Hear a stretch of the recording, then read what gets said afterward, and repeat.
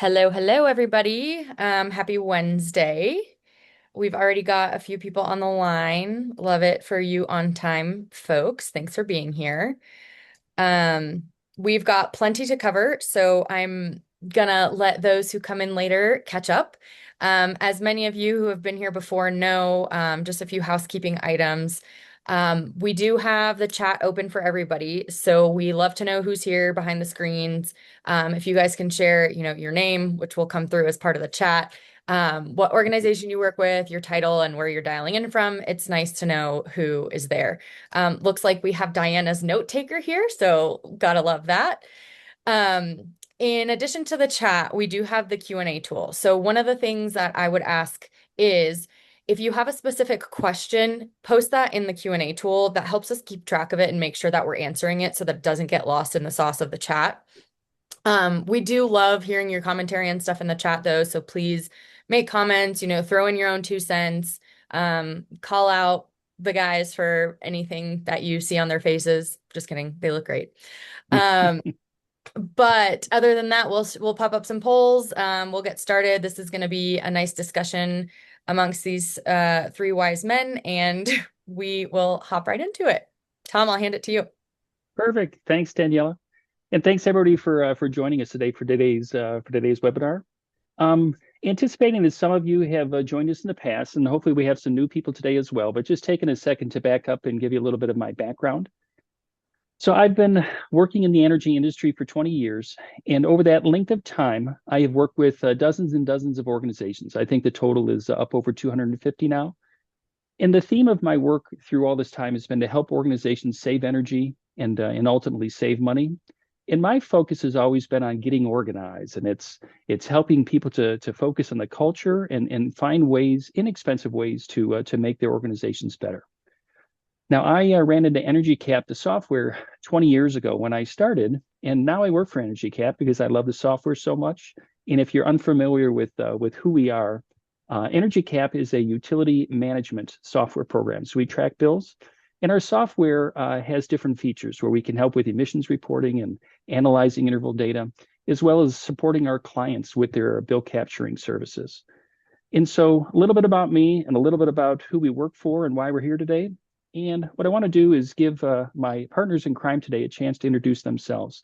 Chris and John are joining me today, and they have a ton of experience in the industry, and just wanted to go through and ask them a lot of questions and kind of uncover a lot of information that I think could be real helpful to those in the webinar. So, Chris, with that as an intro, could you tell us a little bit about yourself? Sure. Thanks, Tom. Welcome, everyone. So, Chris Underwood, I'm director of our onboarding team here at Energy Cap. I lead a team of seasoned and capable project managers who help our customers get up and running with the Energy Cap platform. Been at the company now for almost 10 years. Started out as a project manager, sort of worked up the ranks, if you will, to leading that team of project managers now. Prior to joining Energy Cap, I spent about 20 years in the environmental and engineering consulting space. During that time, I was able to do some energy audits, some greenhouse gas reporting, and that sort of thing, which really ties well to the role I have today at Energy Cap of getting customers up and running successfully with the software. And I'll Awesome. pass it to John. Thanks. All right. Thanks, Chris. Appreciate it. And Tom as well. So, hello, folks. My name is John Pierce, Director and Energy Cap subject matter expert. I have been with Energy Cap over 20 years. In fact, I worked with a previous company also producing very similar software that evolved into Energy Cap. So probably close to about 25, 30 years of experience with it. Prior to that, I was doing commercial and industrial energy audits for companies to go and try and help them look for ways that they can put in measures to try and save energy and save money. So that's sort of my background. And in here for Energy Cap, I help out the project managers working with some of the more advanced features and functions within Energy Cap. And I also take on a couple of projects as well to help folks get up and operational with them with Energy Cap to be able to, produce reports and know what's happening in their organization and to look for ways that they're consuming energy and look for ways to potentially save it as well. Fantastic. Thank you both for joining me today. And let me start with a poll. We do this frequently with the webinars. We'd love to take people's temperature just at the onset, find out really why you joined us today and what some of your thoughts are. We mix it up as we do our webinars, but today's question is, what is your number one energy management concern heading into 2026? So as we are all hopefully in high gear and looking forward to the new year and energized, hopefully with a little bit of time off over the holidays, are you most concerned this year not having enough human resources to support your initiatives? Maybe it's increasing prices and the threat of just really highly impacting your budgets. Maybe it's building control issues become an obstacle for you, at least so you anticipate that this year. Maybe finishing some energy projects that you've already started, or maybe it's all of these things. So if you wouldn't mind, and it looks like many of you already have started to respond to the question, let's take a look and see what's on people's minds as we start this conversation today.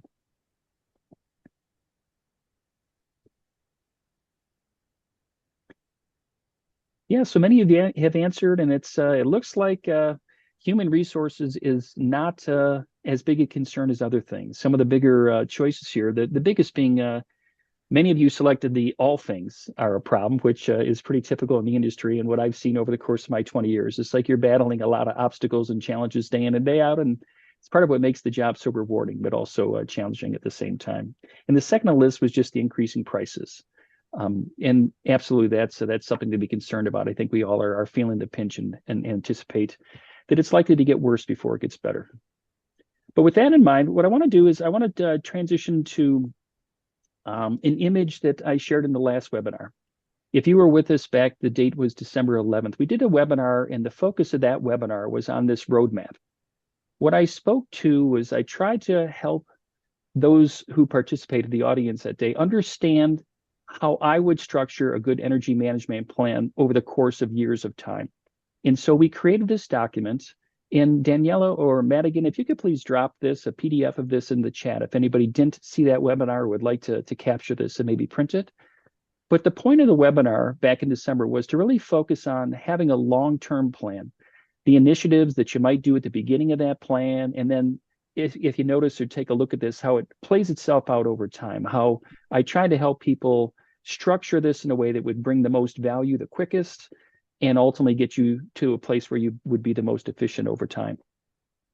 So as a follow-up to that, today's discussion and today's, if you didn't realize this is the format of today's webinar, it's a conversation with Chris, John, and I. I want to ask them some questions, but the emphasis is going to be on the blue part of this, the first couple lines. It's the assess and digitize and establishing that foundational data layer. That's what Chris and John have had a lot of experience in their careers, and that's what I wanted to unpack with them for your benefit so you can get some advice from people that have done it for years. With that in mind, let me jump into the first question. So, John, I wanted to ask you this question. Is for an organization driving towards greater energy efficiency, what documents or data sources are most critical in the first 30 to 60 days, and which can wait?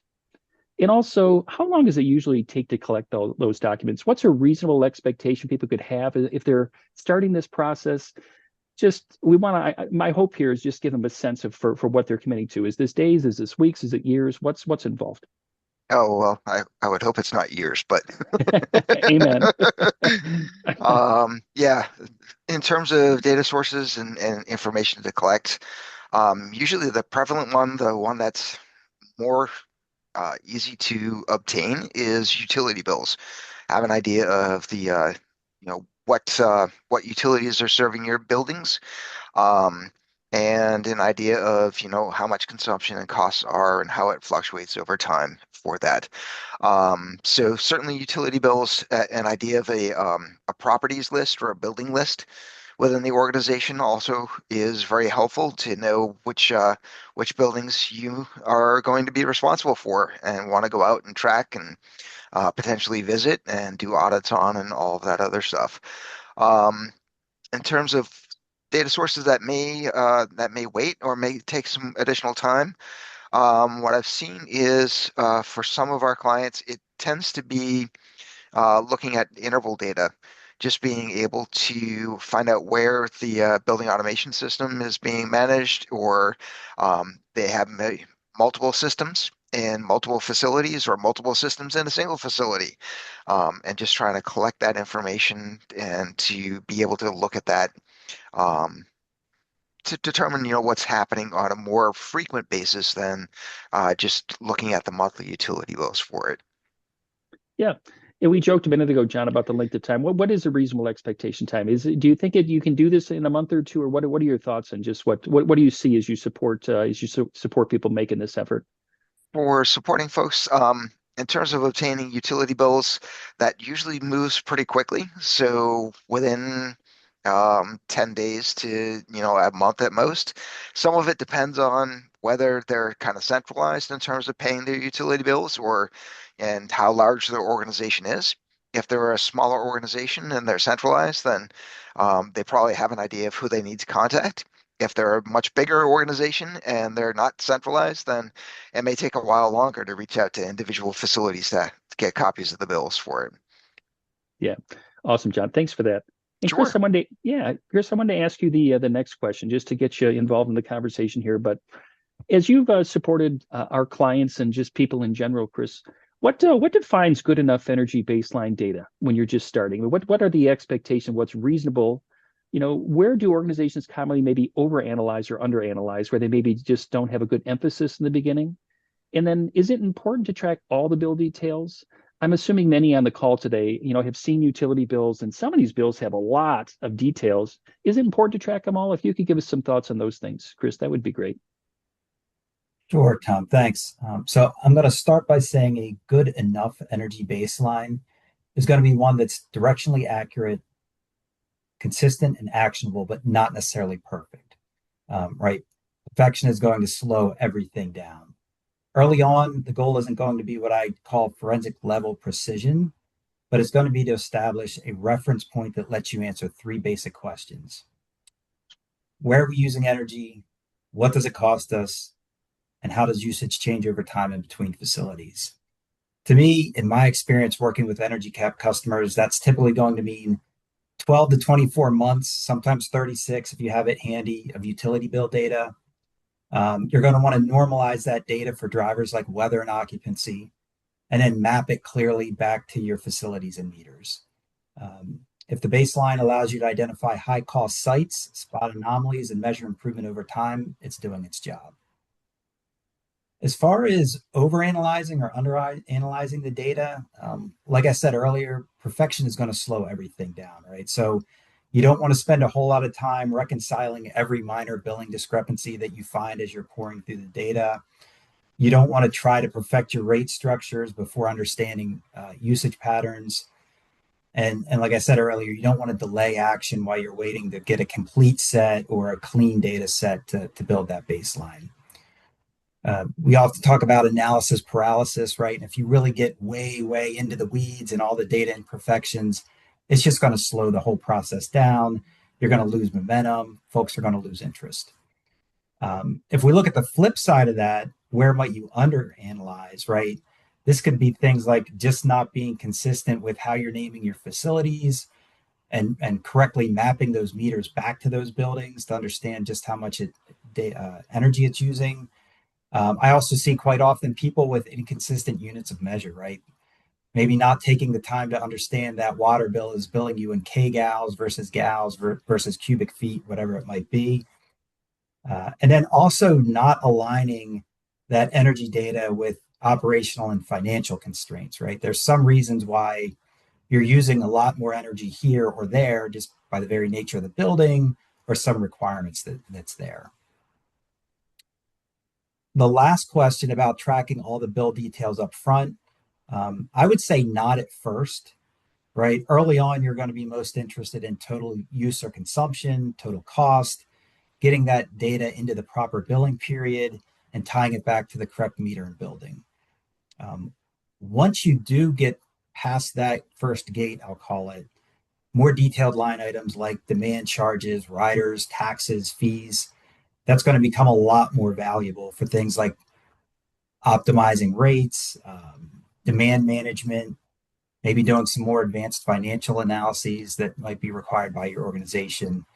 But again, trying to dig way down into the weeds right from the get-go may only slow the process down. Yeah.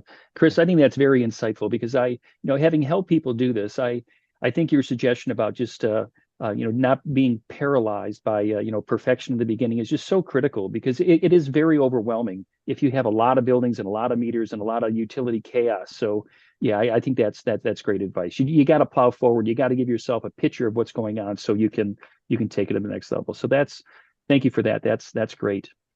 Um, John, I'd like to come back to you. Wanted to give people a sense of what you see in working with people. How many people are getting their data from utility companies online, like where they're logged into a vendor website, they have access to the data, and how many people nowadays are actually, if you could speculate for me, how many are trying to pay their bills online? Is that becoming prevalent? I think a lot of us probably in our personal lives are beginning to pay more and more bills online. What are people doing professionally for their organizations and their businesses? Yeah, Tom, good questions. Um, in terms of percentages of utilities providing access to the data, it's certainly going up. Um, we are, from my experience in working with customers, many of the electric utilities, many of the natural gas utilities are providing access to that. It's a slower uptick from what I've seen with the water and sewer companies, just because they tend to be either local government associated or local companies, and Hmm. so they're a little slower to kind of pick up on the online access and granting access for customers to get into the data. Um, so if I had to guess, I would say percentage of we're probably in the 80 to 85% range where you should be able to get online information to your access to your data to be able to look at that information. I would say in terms of paying utility bills online, that's probably a lower percentage. Um, Many of the clients that I end up working with are larger counties, larger government organizations, larger university level, and they tend to pay things through their accounts payable group. And it's not, well, I guess it's not technically online. A lot of them end up doing an ACH, so an automated clearinghouse or electronic funds transfer as well. So they have that process in place that's established within their accounts payable system. So they may start leaning towards doing their utility bills online, but I think that's a smaller percentage and will be rising over the next few years. Yeah, great. Thanks for that, John. What I want to do is give our attendees just a sense of what we're seeing, just so if they kind of are normal or just if their world's a little bit different than what we see from day to day. Chris, love to come back to you and just get your thoughts on this. When is the best time to conduct a tariff analysis to ensure buildings are on the right rate code? Is that like right away? Is it weeks, months, years down the road? What are your thoughts on the tariff analysis? If we tie it back to the question about the baseline assessments, I'm going to recommend, based on my experience working with customers, that you're going to do that after that baseline is set and after you have enough historical data to understand how that building is performing.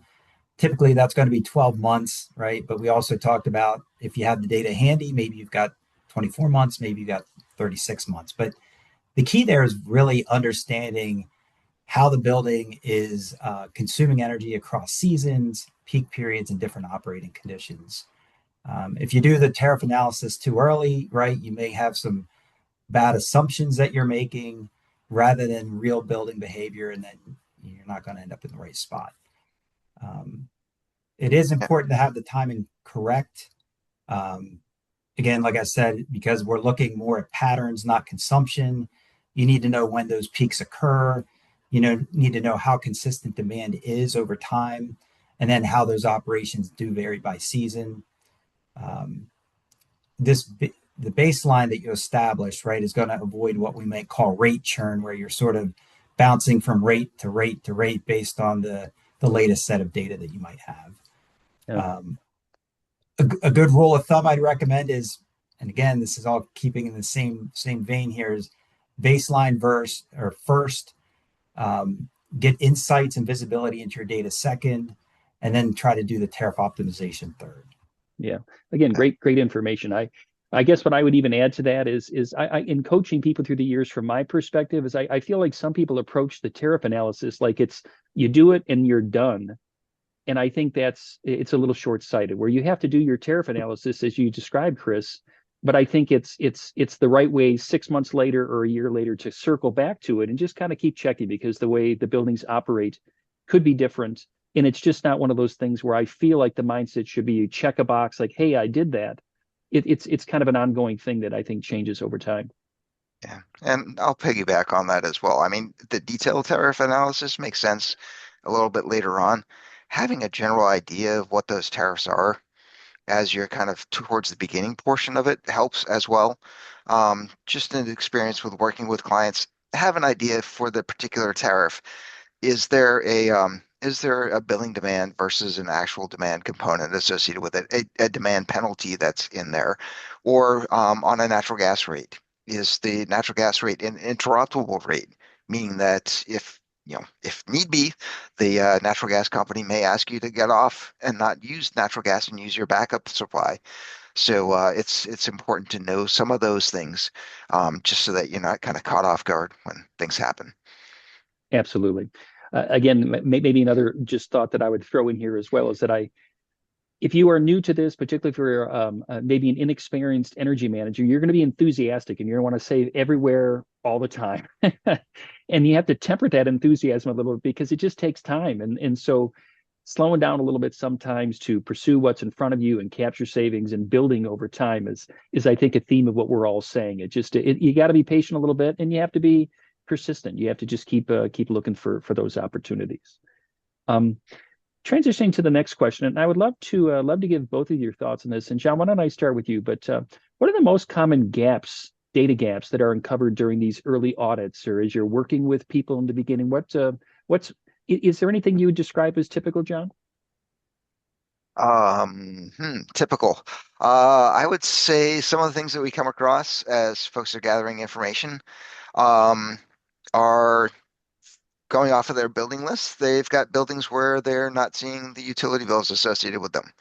And the flip side of that, I've got accounts that are coming in that we're paying bills for that I don't have a building within my building portfolio, sort of a thing. So that's one of the data gaps that we come across, and being able to marry those up to be sure that as buildings churn over time, especially for large organizations, being sure that the information that you have is current associated with that.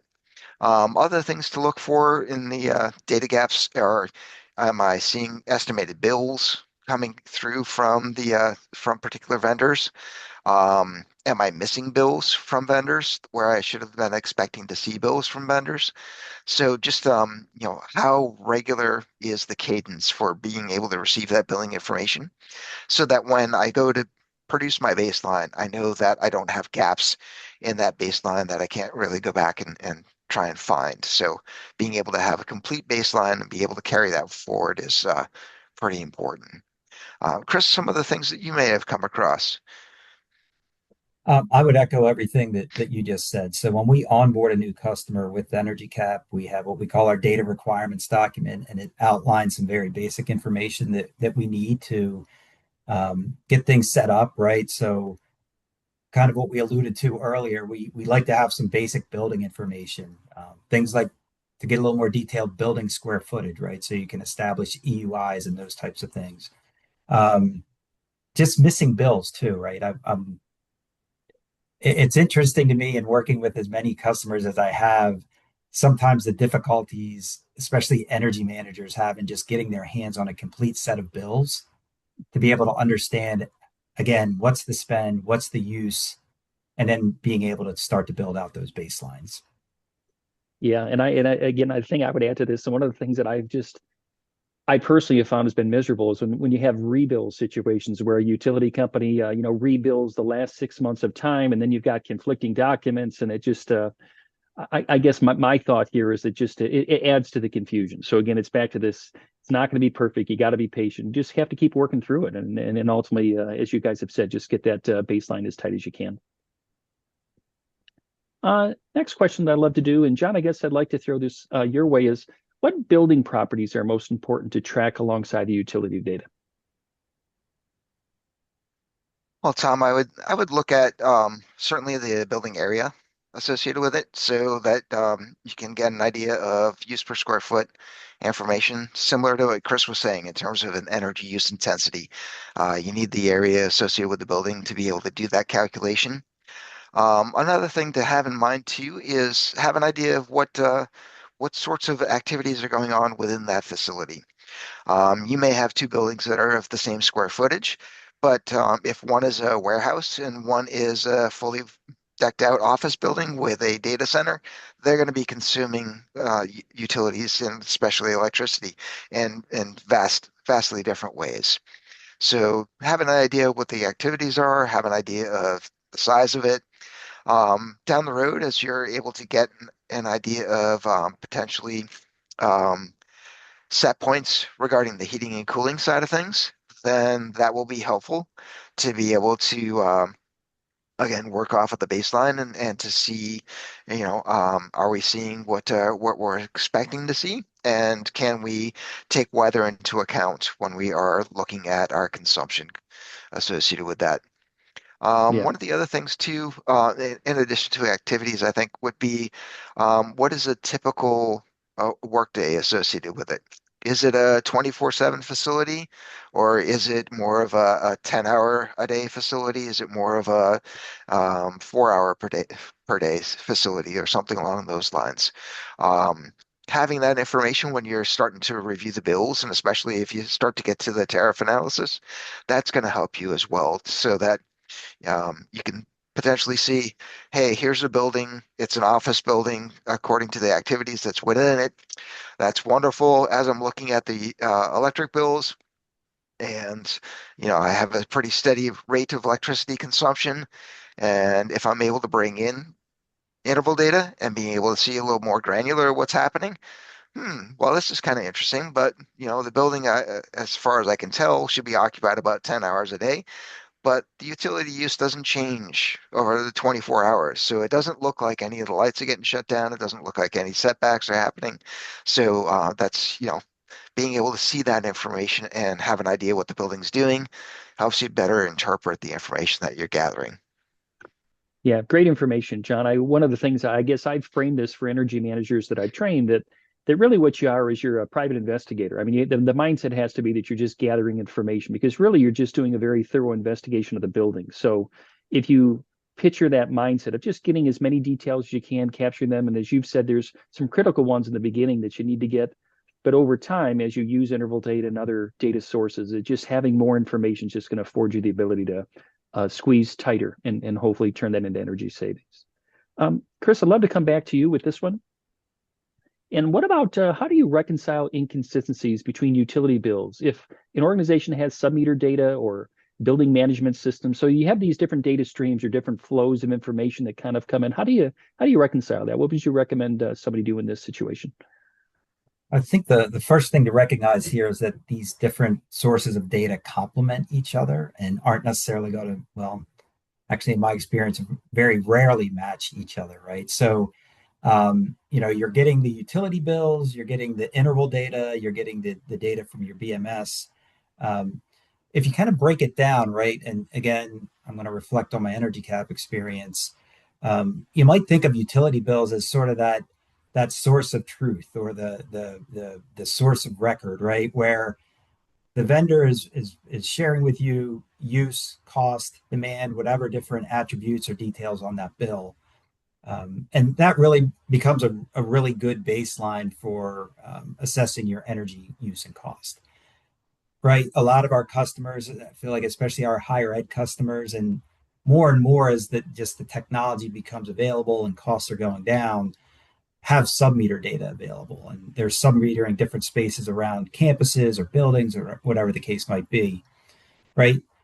That data gives you a better look into real-time performance of that building. So you're not necessarily going to try to true that up against the bill data, the utility bill data. But again, you can use that as sort of a benchmark and to look for discrepancies between your own sub-meters versus what you're being billed. The last piece, the BMS data, right? that might give you an idea of why the discrepancies are there or why the differences are there, right? That's going to set your operational parameters and schedules and such. You're going to have more insights into when you might have heating and cooling happening at the same time, right? Other issues that might be happening there. But again, you could spend a whole lot of time trying to reconcile the minutia of the differences. But I'd recommend having the mindset of all these data sources complement one another and are really helping you see bigger trends, right? Where the discrepancies might be in the long. Yeah, and I agree completely. And I love your word discrepancies here because I think for an energy manager, the discrepancies are something you might track down over time, but it can't inhibit your activities. You have to recognize there might be some things. And over time, maybe you dig into those discrepancies and maybe there's a savings opportunity there. But I love your explanation there because it's in my mind, it's spot on. Yeah, and just a quick, if you have information, sub-meter data that's fairly close to your utility bill meter, either you're sub-metering just downstream of it, a quick glance, if you're within, 10%, that's probably pretty good.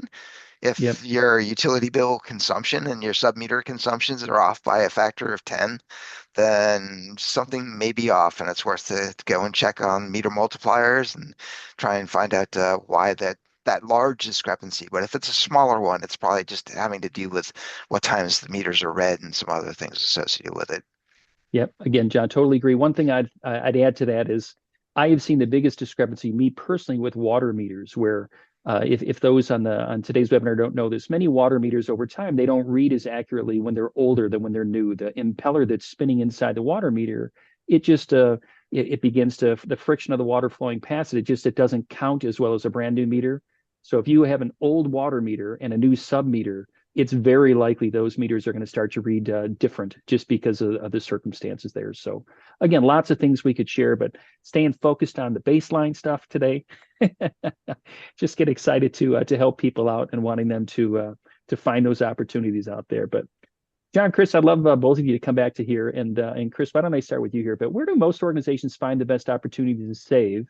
And can you share maybe some stories or some anecdotes? We probably could each of us go on for hours about just things we've seen over time, just because of our length of time in the industry. But where are people finding savings, and maybe tell a couple stories if you could, Chris?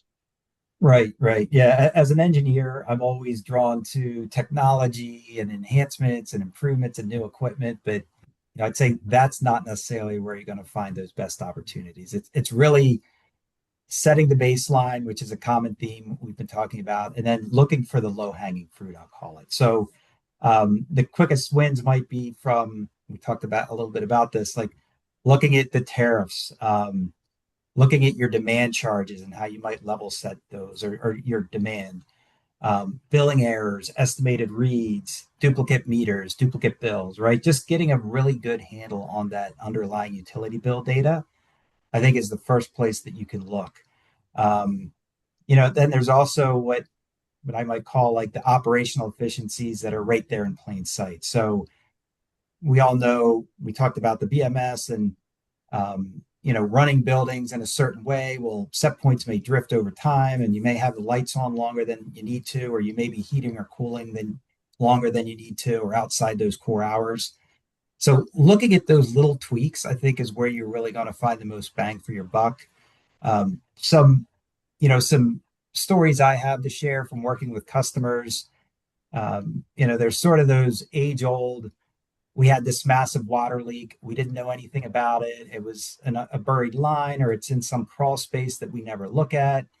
But if you're taking a closer look at your bills, right, that's going to pop out immediately. And obviously any puddles or sinkholes would too. But right, that's a problem. Adjusting set points for buildings, right? I hear a lot of stories about that, just kind of fine tuning building operations. Couple of others that I've had customers share with me, and John, you alluded to this earlier, especially with local governments or city governments where they divest a building years ago, and yet somehow, some way, it slips through the cracks, and they're still paying the utility bills for that building, right? So that's something you definitely want to look out for. There's also a story that was told to me about I think it was a local government customer. They had a contractor on site doing some work in a building. That contractor tapped into the local electric supply there in the building, basically working in a completely open space in the winter months. They get the bill, it's sky high. But again, the energy manager was able to pinpoint that and then assign those costs back to the contractor. Awesome. John, what about you? Any stories you want to share? Just any things you can add to Chris's comments? Sure. Yeah, we might be here the rest of the day for some of the stories. But I'll try and limit to a few of those. Um, you know, certainly Chris and I, our experience as people are coming on board, starting to gather the information to get up and running with Energy Cap, um, find buildings that they don't currently occupy. I've had instances where um, local governments, the building no longer exists. The meter just natural gas meter is just kind of sitting there, and they're receiving estimated reads for a building that was demolished and is going to be replaced soon. So there are those stories that are out there. Um, Other ways that looking forward to be able to save money and to save energy associated with that. Again, having an idea of what the tariffs are, um, so that there are certain utilities, electric utilities, that have a demand charge feature where it is historical. So it looks back over the previous 11 months at your highest demand, and that is what your demand charges are going to be based upon rather than your actual demand that is happening for that. So realizing that, one peak month is going to impact you for the following year, and that may lead to higher charges associated with that. I alluded to one of the items previously as well for a tariff is just if you're on an interruptible natural gas tariff, and this is more along the lines of avoiding money being spent, is please be sure that your backup system is up and operational. Um, Working with a client a number of years back, they were on an interruptible natural gas rate. Came time where it was a really cold winter in this location, and the natural gas company needed that client to get off natural gas and switch over to their backup system. And unfortunately, they were unable to do it. And the penalties were substantial, almost Wow. almost $500,000 associated with it. So, it's something to just keep in mind. Sure, it's kind of a nuisance to go around and make sure that the systems are operational. But if you're realizing savings from having a lower rate because you're on an interruptible gas rate, that's great. But don't lose that in the penalties if you're unable to get off of it. Yeah, for sure. I had a quick story I wanted to share too, and it's quick and it's recent. I had somebody I was communicating with through email, an energy manager, send me some bills. Anyways, long story short, I took a look at the bills, noticed this organization was paying taxes.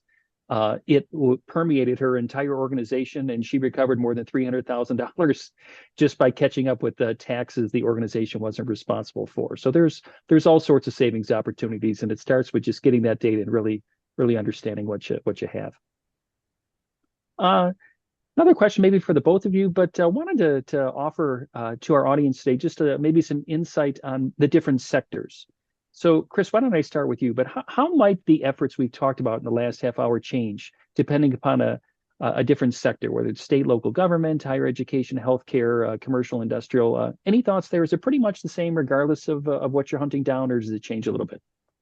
Um, I, I see differences myself. I've worked with customers in all these sectors.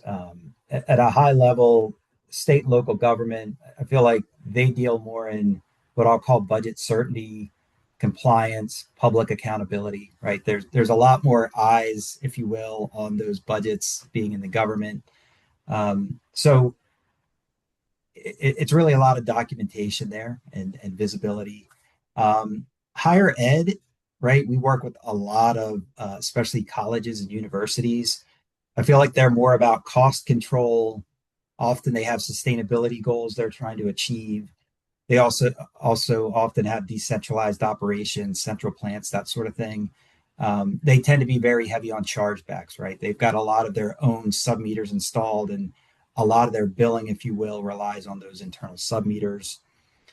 Healthcare, um, at the end of the day, they're most concerned about uptime, right? That the electricity can't go off, right? But there are also some budget and cost constraints there, so they're very cost conscious, if you will. And then my experience with commercial and industrial is they're the fastest movers, right? They're bottom line, they're looking at energy as a controllable cost of doing business. So they tend to move very quickly. They're tying things back to production, throughput, revenue metrics, that sort of thing. Excellent. John, any thoughts to add to that, or? Um, One of the thoughts, I mean,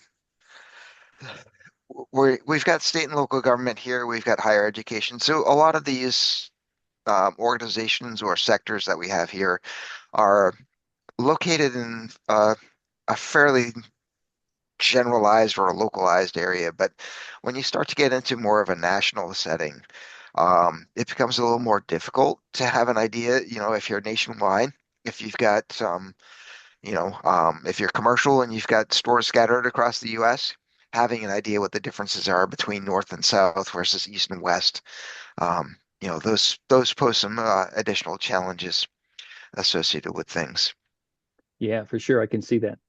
I know we're starting to run a little bit tight for time. We still have some time, but I just want to maybe keep us moving along here and take us to the next question. And I also want, for the benefit of those attending the webinar today, is let them know that we're switching gears a little bit here.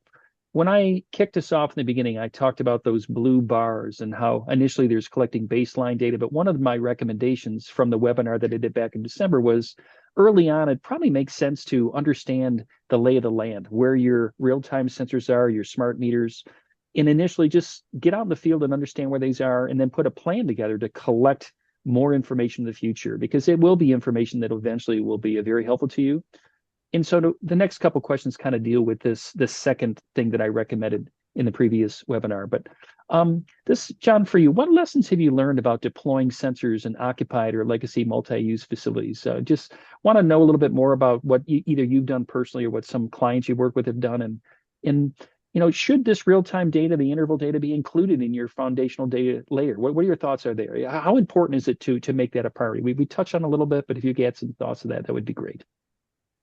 Sure. In terms of in the foundational layer, I think so. Maybe not right out of the gate. It's a little more difficult to collect, but certainly having it certainly does explain some things that are happening in the facility. Um, Multi-use facilities, that really makes sense. Many of our clients that we are working with have tenants within spaces that they are owning and they are operating, and having an idea of what that tenant use is and what their contributions are to the overall building use makes sense. And knowing where those, as I think, as you were saying, knowing where those sensors are actually located, that's helpful too. In the basement, are they scattered throughout every floor on the multi-floor building? Are they, in the walls or outside on the outside of the building? Being able to judge where they are, and being able to collect the information for them back to a centralized system is going to be necessary to know as well. Yeah, absolutely. Good stuff. Chris, coming back to you. So how do we ensure real-time data leads to action rather than alert fatigue? Right. I don't know who all is on the call, but if there's any longtime Energy Cap users, I feel like we have sort of a sister concept that we might call audit fatigue, right? So we have these bill audits baked into the platform. Every time a new bill gets created, we're running these audits, and in some cases triggering flags, right? And depending upon how those are set, it can lead to a lot of flags that folks need to look at. Very similar concept here, right? So I think the first thing to keep in mind here is that you need to be intentional about how you're setting these alert points, right? You also need to have a clearly actionable plan, right? It shouldn't just be everybody's getting this sort of data feed of alerts. You need to know who's acting on them, what's the plan, how quickly do they need to respond to it. You also need to prioritize the real issues, right? You may get a lot of chatter, if you will, from these alerts that you're getting from whatever the monitoring platform of choice happens to be. You really want to focus more on the extreme outliers, not just on again, the steady chatter. And again, the way to do that is to set realistic set points, alert points. Something else, and this will be sort of a shameless Energy Cap plug here, is using sort of a smart baseline, if you will, to set those alerts rather than a defined set point, right? And one of the features we have available is it effectively learns the baseline behavior for a facility for interval data. And then we're really only alerting you when that data point falls without or outside of that bandwidth. Yep.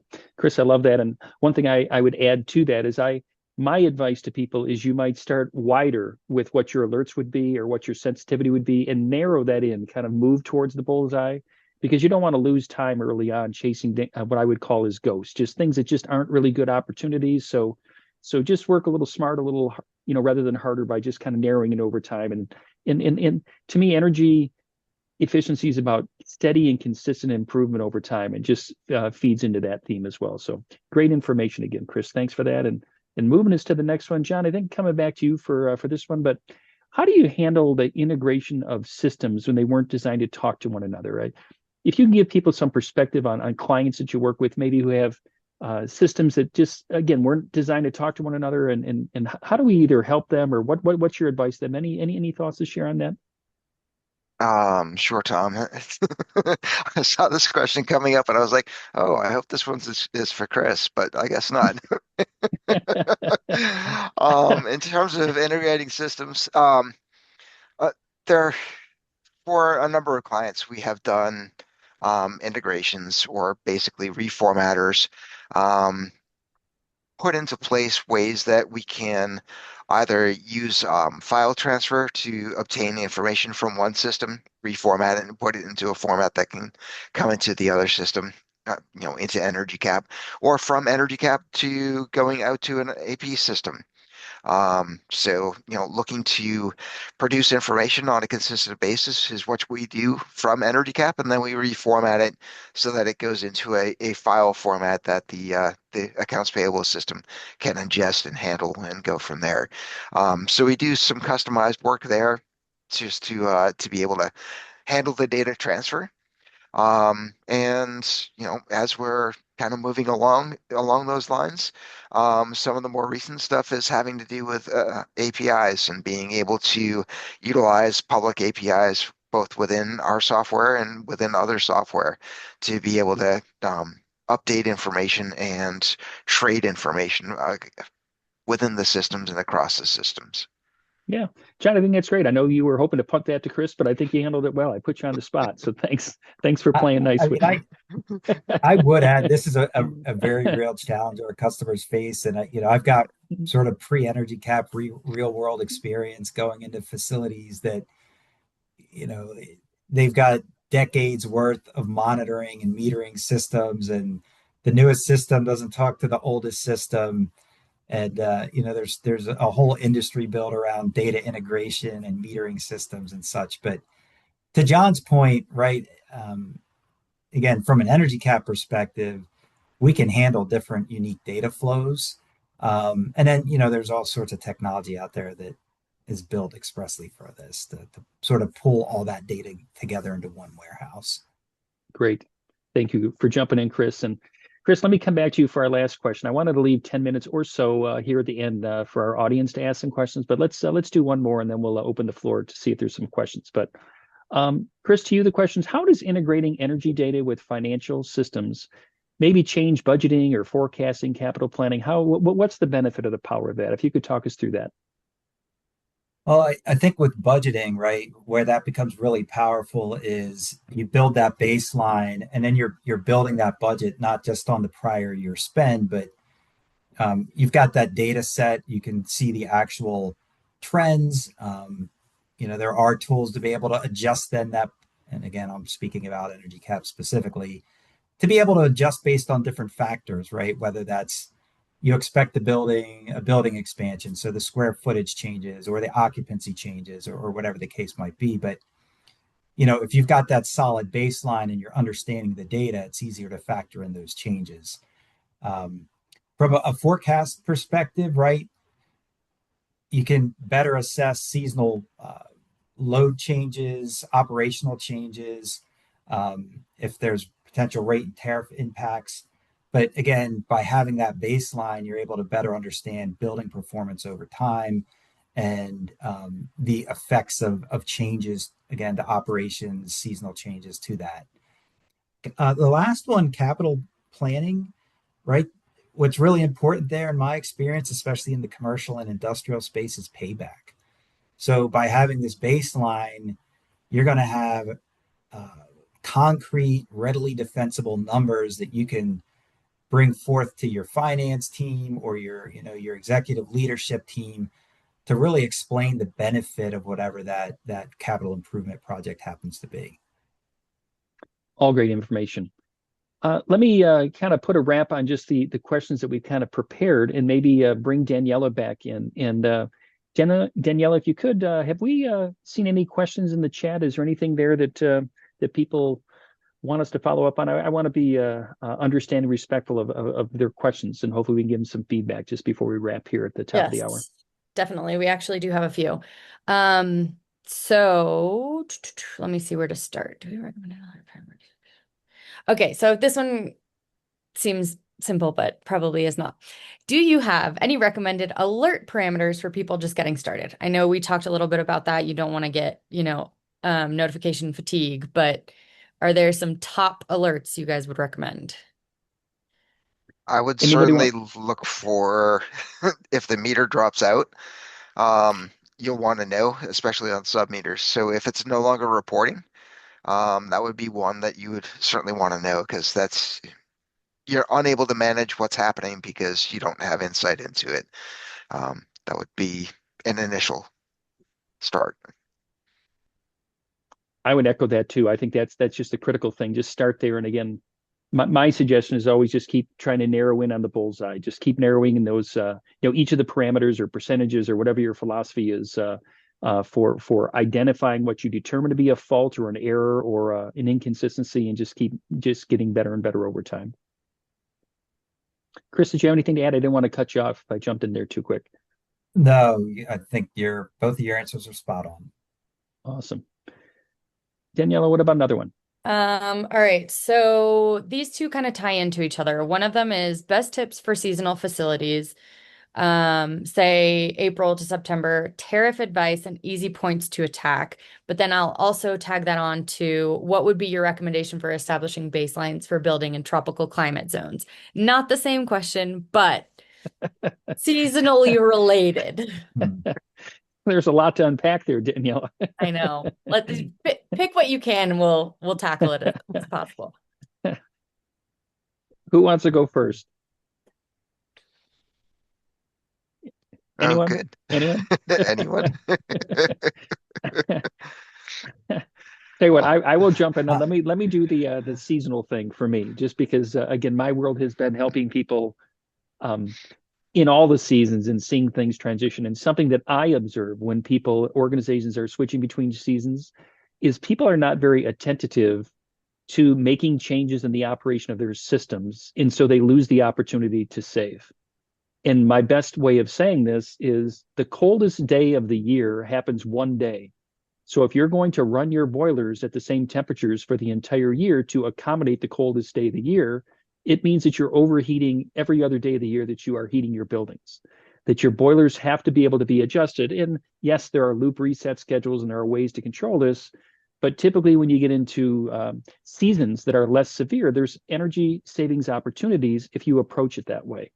It's trimming or shrinking time of day schedules with systems. It's changing values within the building automation system for air flows or air temperatures. And so, in short, my thing is if you have seasonal change that's happening and there's opportunity to capture it as you compile all your utility data and you understand it better, that is usually a great opportunity to save over time when you can get your hands around what you've got. Chris, John, I don't know if you can add to that or you have some other thoughts, even going in a different direction. Sort of a different thought. I'm looking at the questions now, and the one about establishing baselines in tropical zones where weather may not be a key energy driver. I feel like in some ways that's a simpler scenario, right? Because then you don't have to necessarily factor in what Tom just described for Yep. varying set points and heating seasons and cooling seasons. Um, there are other benchmarks that can be set, like I don't know if this might be a hotel scenario, but you could benchmark off of occupancy, or if it's a school, you could potentially benchmark off of students, or um, there's different ways to look at it to set those baselines to assess when weather's not a factor, how's this facility performing? Yep. John, don't want to cut you off. Do you have anything to add? I just want to give you a chance to jump in if you had something. Um, just trying to think through in terms of the seasonality. Um, if you're able to have an idea, are you heating and cooling at the same time? That's really difficult. It's certainly more expensive to do so. Um, but understand your building as well, because there may be realistic instances where that is the case, depending on how your zones are set up. Where an outside zone on a high rise, the with all the glass and stuff like that, you may have to cool those zones to keep it comfortable. But the core of the building, where the elevators are located, where the bathrooms are located, internal inside space, those may need to be heated to keep them comfortable as well. So there may be a reason behind it, but if you're seeing that you're heating and cooling at the same time, then that's probably something to take a look at to see if you can improve that and try and reduce that as much as possible. Yeah, great advice. Danielle, I know we've got a couple minutes left. Do you think there's time for another question, or do we want to give people a chance to respond? I put the poll up here, and I Yes. just want So to plug it a let me little bit. push. Yep. Let me put that up. And then I think, Chris, you had the Q&A open. So if you want to kind of take your pick and maybe ask the questions yourself, you guys are the ones answering. So you might have a better idea of which ones we can and can't get to. Um, oh, it disappeared. Oh, The quiz popped up. Or the poll. There we go. There we go. There was a question here about how to review demand charges on a bill or provide an online reference. John hinted at that earlier. Oftentimes there's this build demand versus actual demand. And, the build demand is the one that can oftentimes get set through what we might call a ratchet clause. So that's something to be aware of, right? There's oftentimes two demands or more than two demands on your bill, but the build demand will get set when you exceed some threshold and it becomes the new baseline demand for billing through the year. There was another one here: when discussing common gaps, area and square footage came up. When collecting this, do you recommend total square foot, conditioned square footage, or another criteria? And I will punt to John or Tom on that one. That that is a good question. Um, Being consistent is great. Um, so having I lean towards having the total area. Um, and being consistent with that is the most helpful. Um, there are some organizations that are challenged to be able to know what the conditioned space is. Yep. So just knowing what the total area is helps. Yeah, John, I would echo that. I think consistency is really vital. And I think it also depends somewhat in the parts of the country you are. If you're in a more severe part of the country, the condition thing is going to drive more of your utility use. So you might want to constrain to just the conditioned space. But the question that came up a minute ago about more tropical or something that's more mild, there it might be helpful just because if you have like space that's under awnings and there's lights under awnings and you're just wanting to understand where the energy use is. So it might be a little bit conditional. But think through that and certainly it doesn't hurt to track both as well and use what you need. But if you're using a spreadsheet or software or something like that, just make sure you know what you have. I do just want to, as we wrap up here, and Danielle, I would love for you to make, maybe the final words, but I did want to just tell people this webinar that's planned for the 20th next week is really just a demo of our Energy Cap software. So if you've heard some things today, you'd like to learn more about the software, the plan for the 20th is to really navigate through our software for people to really see some of its functionality. So if that intrigues you, please join us next week. And Daniela, let me hand it back to you, and let me also thank you, Chris and John, for your participation today, your awesome answers, and just being engaged in this conversation. So thanks so much. I think we're all set. So appreciate y'all. Find Tom, John on LinkedIn and keep coming back to these events. It's great to have y'all. Yes, thanks so much, everybody. Have a wonderful day. Thanks, folks. Take Have a care. good day. Yep. Yep. Bye-bye. Bye.